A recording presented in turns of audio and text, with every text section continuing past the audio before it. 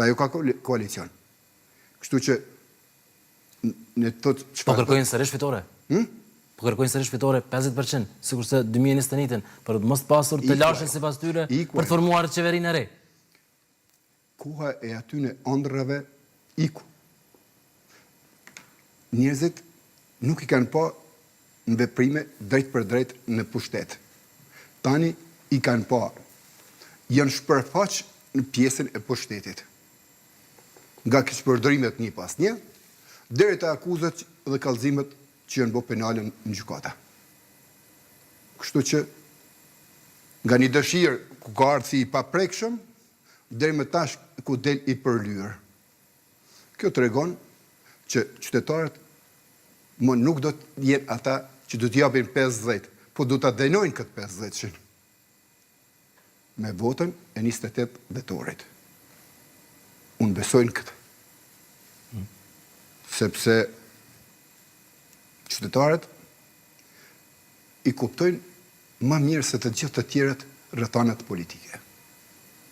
Pavarësisht ndonjëherë politikanët prezantojnë dëshira, mundësi, alternativat ndryshme, po qytetari e sheh në fundin e mram çka ka të shtëpia dhe çka çon të shtëpia në shportën e tij.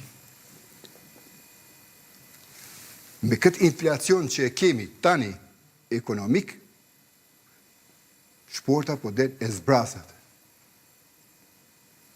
200.000 pensioniste janë me paga minimale që nuk ju dalin për barna.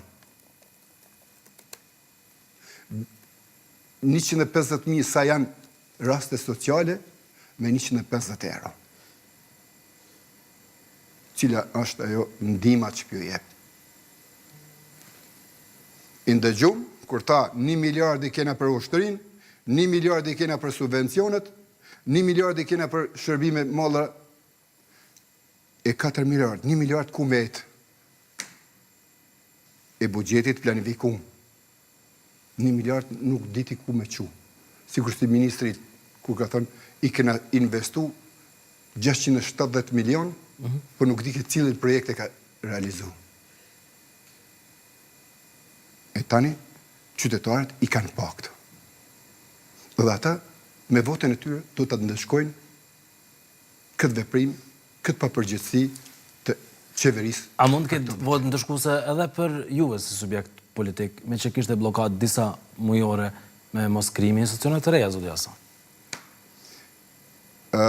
Partia Demokratike nuk e ka bloku procesin. Nuk e ka bloku sepse ka pas 24 deputet.